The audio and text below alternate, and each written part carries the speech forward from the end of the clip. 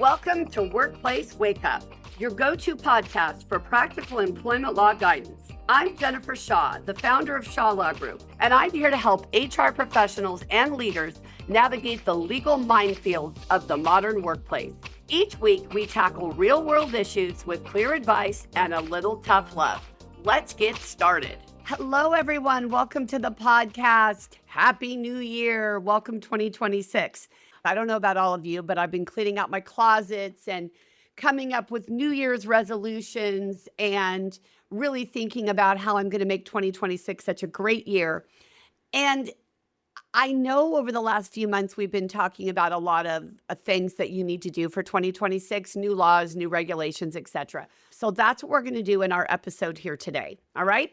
So first thing I want you to think about and remember is that with the new year comes new risk, okay? January is actually the most common month to have compliance failures. Why?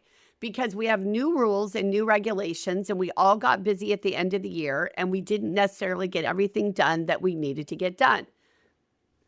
Also, enforcement agencies like the Labor Commissioner, the Civil Rights Department, the Equal Employment Opportunity Commission, they assume we have everything in order. And so when they get a complaint in January about something, they assume that we've done everything the way we're supposed to be doing it. And if we haven't, that's going to be a problem. So just think of the new year as an opportunity. Okay, here we are. You're already a week into the new year. You've had a chance to get back to work, get organized a little bit. Now I want you to think about a couple of areas where you need to do potentially some tune-ups. The first one, of course, is wage hour. All right. I want you to think about the minimum wage has increased in California. You know that it is now $16.90 an hour, regardless of how many employees you have. All right. That means your wages, your fixed salary for your exempt employees has also gone up. Okay. So you know that if you're going to have an exempt employee, no matter what they do, no matter what their duties are, to meet the salary test, they have to get $70,304 a year. That is a guaranteed salary. In other words, it's not driven by commissions or incentives. It is the same salary they get every payday, okay? $70,304. Now, there are also, of course, some new payroll requirements that you want to think about. I want you to remember that we have the new tax issue with the One Big Beautiful Bill Act, where you now have to provide some tax benefits, if you will, to employees who receive tips and also to employees who work weekly overtime. So make sure that you have your pay stubs in order for 2026 so that at the end of the year, when you need to give your employees totals about tips and weekly overtime, you're able to do that easily on your W-2. So also, it's a good time to just take a look at your wage statement. Remember, you have to cover certain things on that wage statement, right? Labor Code Section 226 details all of the categories of things you need to include. I had a very interesting conference call at the end of the year with a very large payroll company who insisted that it was really the client's responsibility to decide what elements of compensation went into the regular rate of pay, for example, and how they should be formatting the wage statement. They didn't give any advice whatsoever to this company that is a small company wanting to rely on this big payroll company that's charging them a fortune for their wage statements and their payroll processing, but they don't give them any advice. They don't tell them how to do it correctly. So you need to independently check and make sure that on the back end, your payroll company is properly handling your overtime, your incentive pay, your commissions, your non-discretionary bonuses, that your regular rate of pay is calculated, that they're showing the amount of available Healthy Workplaces, Healthy Families Act sick leave. All of that has to be addressed, okay?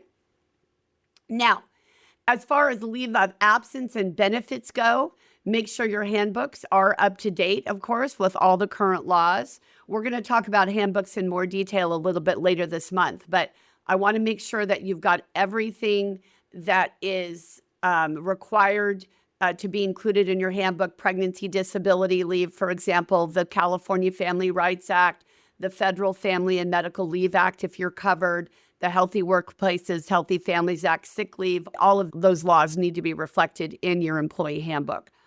Also want to make sure that you've got a good system for tracking leave. I know I say this every year. I always hope that there's a vendor out there that has come out with a fabulous leave management system.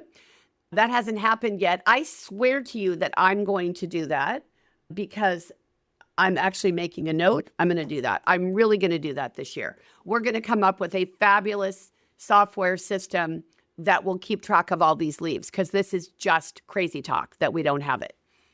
In the meantime, you might have a spreadsheet, you might do something on Excel, you might have some sort of a workbook that you have.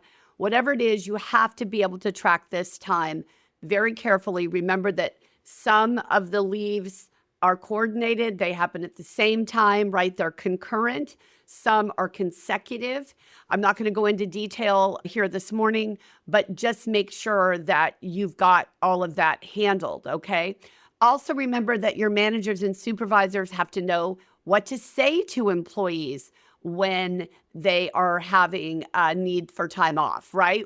What do you say to someone who says, hey, I just wanted to let you know I'm pregnant? Okay, well, the answer is always call HR, right? But you've got to train your leaders to do that. You've got to train your managers and supervisors so they understand exactly what's going on there. I want you to specifically take a look at your harassment prevention and your complaint procedures. Make sure you have multiple avenues for complaint, that they are not told they have to go to HR or they have to go to their supervisor or manager. Make sure that you're dealing with remote work. If you have employees who work remotely or on a hybrid schedule, make sure you're dealing with that. Remember that we've got new rules about reimbursements. So if you're going to have what we call a stay or pay agreement, where you're sending someone to a training program or you're reimbursing for moving expenses, you have to make sure that those agreements are written properly. With respect to workplace safety and injury, remember you've got your workplace violence prevention plan requirements. Those are, of course, still in effect. If you didn't do it last year, you need to make sure you do it this year, all right? So here's the deal. Training is a huge focus for 2026. I want you to train your folks. Make sure they understand what is going on. I had a client a couple of weeks ago say to me, but Jen, if I train them about what I'm doing to manage leaves of absence, then they're going to know how to beat the system. So I'd rather just keep it vague. Okay, I get it, but that's not the approach that's really going to work for you. Instead, be really specific and then hold your employees accountable when they don't do what they're supposed to do, when they don't give you the medical documentation, when they don't call and check in when they're supposed to.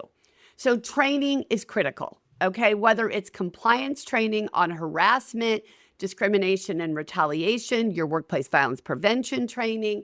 If you hire minors, you know you have to do special training for supervisors who work with those minors.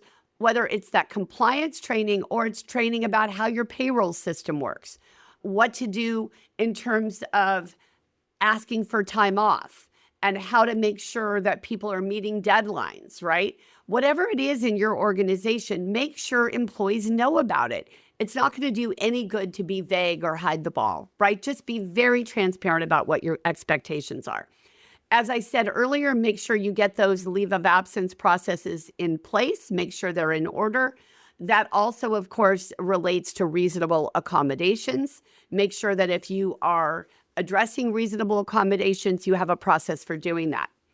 Look at those wage statements. Make sure they're in compliance. Remember that as of next month, you're going to need to have your Know Your Rights notices out. So make sure that you are going to the DLSC's website and getting that model, and that you don't change it up. I mean, you could literally put your letterhead, your logo at the top, but otherwise don't change it. It's a government document. Make sure that you are focused on how to use that document and that you don't get anybody wordsmithing it in a way that makes it out of compliance. And then finally, I want you to really start thinking this year about how do you prevent? How do you prevent claims? How do you prevent lawsuits? How do you prevent people from leaving? How do you keep your best employees? I want us to really think as much as we can about being proactive, right? And really thinking through how are we going to create and sustain an organization that does the right thing, right? Most of the time, none of us have a perfect approach, right?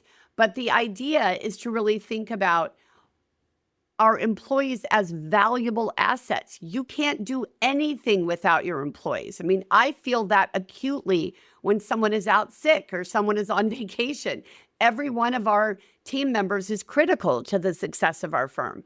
So I want to make sure that in 2026, I'm doing everything I can to keep them happy and healthy and wanting to keep being on this team. And I want you to do the same thing. Everyone, thank you so much for joining me here today. Happy New Year. Go out and have a wonderful day, and I'll see you next time. Workplace Wake Up, including our guests and hosts, do not provide legal advice in this podcast. Do not act upon any of the information discussed in this podcast without first consulting a licensed attorney in your jurisdiction. Thank you for joining me on this episode of Workplace Wake Up. If you found today's discussion helpful, be sure to subscribe, leave a review, and share the podcast with your HR and leadership teams. For more insights, training programs, and legal updates, you can visit us at shawlawgroup.com.